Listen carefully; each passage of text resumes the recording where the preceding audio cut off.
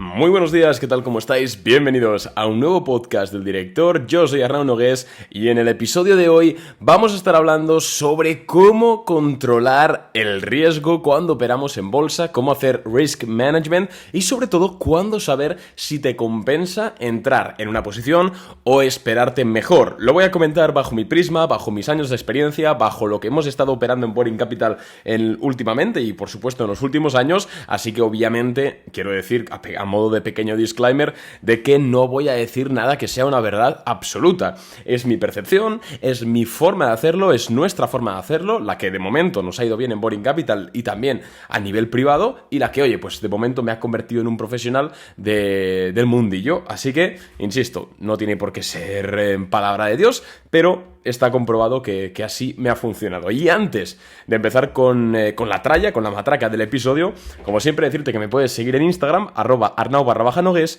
y también puedes suscribirte a nuestra newsletter, que más o menos mandamos como 2-3 correos semanales comentando un aspecto interesante de la inversión en bolsa. Son correos cortitos, con lenguaje ameno, es decir, los escribo yo para leer rápido y ya está, ¿vale? No hay nada de spam, o sea, al final simplemente mandamos correos aportando información, y te digo esto obviamente para que recibas más información y pues, hombre, pues al final todo contenido gratuito porque es gratis es bienvenido. Te lo digo porque Instagram últimamente me está bajando muchísimo el alcance de las publicaciones. Esto creo que es debido a que a veces cuando comento alguna acción o comento el mercado, habré puesto algo en plan guerra Rusia-Ucrania, COVID, etcétera, y este tipo de palabras a Instagram no le gustan nada porque interpreta que estás hablando de algo controversial y al nivel de engagement de la plataforma eso no les mola. No detectan que estamos hablando de inversión, pero bueno. Entonces me han bajado bastante el alcance y oye, pues para enterarte un poquito de mi valoración sobre el mercado, de lo que vamos comprando, vendiendo, pues que sepas que aquí en la descripción del podcast tienes un link que le das, pones tu correo y ahí te mandamos pues la newsletter, ¿vale? Que, insisto, mucho contenido de calidad y pues eso, ¿vale? Nada, simplemente eso, ¿vale? Entonces, vamos a darle caña.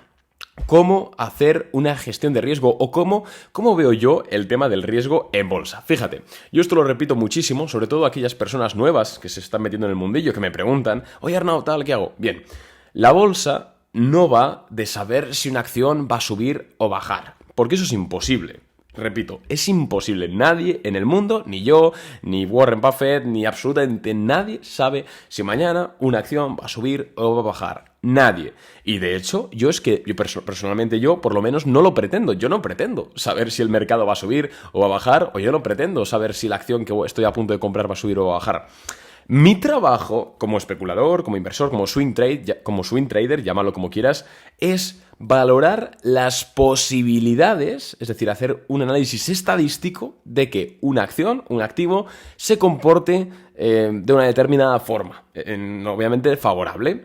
Es decir, mi trabajo no es saber si la acción de Apple, me lo invento, mañana va a subir porque he comprado hoy. Mi trabajo es saber si me merece la pena, estadísticamente hablando, comprar la acción de Apple hoy porque pueda subir mañana. Parece una tontería, pero cuando cambias ese chip, cambias el paradigma, realmente la inversión en bolsa se vuelve mucho menos estresante. Porque mucha gente cuando empieza a comprar y le sale la operación exactamente al revés, se frustran porque de alguna u otra forma el pensamiento que tienen es, ostras, no lo he adivinado. Es decir, no sirvo. Y no, joder, es que al final esto es un mundo muy complejo, interaccionan muchas ofertas, muchas demandas, cualquier cosa puede pasar y en ocasiones, oye, simplemente no sale. Mientras que si lo miras desde un aspecto de esto es estadísticamente lo que va a ocurrir y me merece la pena o no entrar, es otra forma de verlo y es una forma más sana, a largo plazo sobre todo, bajo mi punto de vista, y además más acertada, porque te va a permitir mantener una humildad todo el tiempo, no frustrarte e ir aprendiendo. Entonces, en primer lugar hago eso. Cuando yo estoy, por ejemplo, ahora mismo tenemos 3 empresas que estamos analizando a fondo para ver si mandamos la idea de inversión a los clientes esta semana. Estamos analizándolas y lo primero que miramos es estadísticamente cuál es el comportamiento que tienen. Por ejemplo, si la acción es un cap and handle, pues estadísticamente la rotura es alcista, es decir, tenemos las posibilidades reducido mucho a nuestro favor. Si además tiene un perfil de volumen bueno, etcétera, pues estaremos de acuerdo en que las posibilidades están a nuestro favor si compramos. Bien, además de eso, también tienes que valorar la estadística del mercado en general, porque sí, una acción puede estar haciendo una rotura de máximos con volumen súper guay, pero si el mercado está con una presión bajista enorme, hay menos posibilidades de que te salga bien, por pura inercia. Al final, si los fondos se descapitalizan, por muy buena empresa en la que estés tú invertido, por muy buena configuración técnica que tenga, va a haber ventas de acciones y las ventas provocan caídas de precios. Entonces siempre hay que jugar con ese panorama micro-macro de a nivel de empresa y a nivel de mercado y a nivel de sector también, para pues tener un poquito el riesgo más controlado.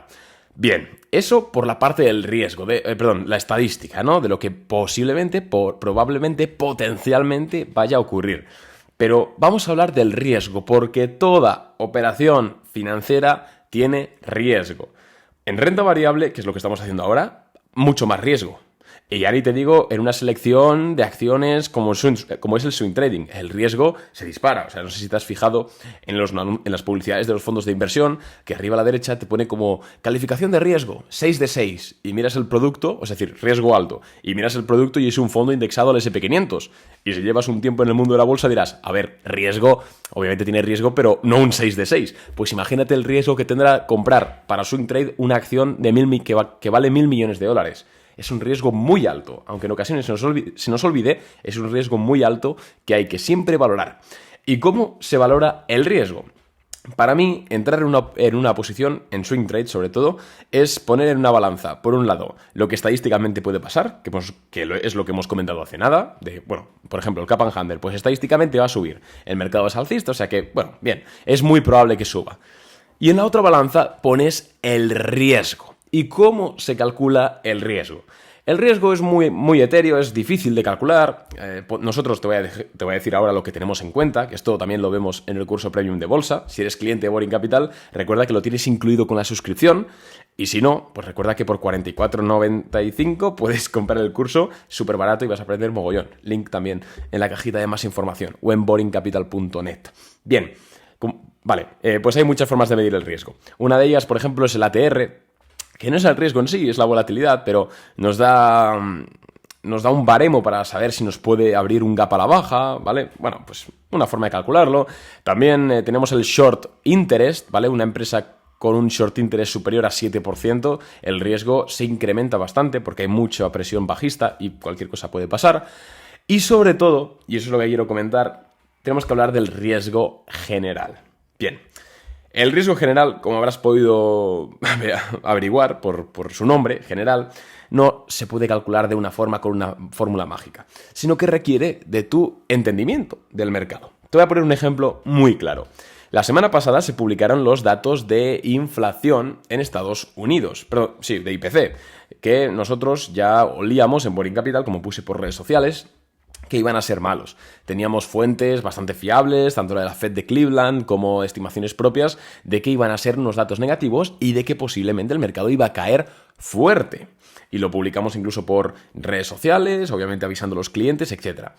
Pero no hicimos nada, no operamos. Y cuando el mercado efectivamente, los datos fueron malos y se pegó un desplome, y yo dije por Instagram, hey, ¿veis? Joder, os lo avisé y tal.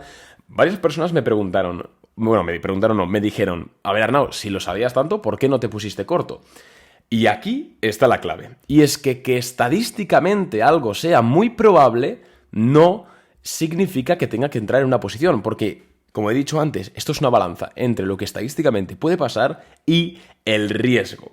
Y si tú tienes un 90% de probabilidades de acertar con tu tesis, pero el riesgo es de comerte un gap a la baja de un 20%, es decir, de perder un 20%, que es muchísimo, por muy probable que sea el escenario, al menos a mí, en mi operativa, en mi forma de comunicar y de entender la bolsa, no me sale rentable. Aunque tenga un 90% de probabilidades de ganar, si el riesgo, es decir, si la caída, lo negativo, si la pérdida va a ser tan grande, si el riesgo es tan grande, a mí no me merece la pena.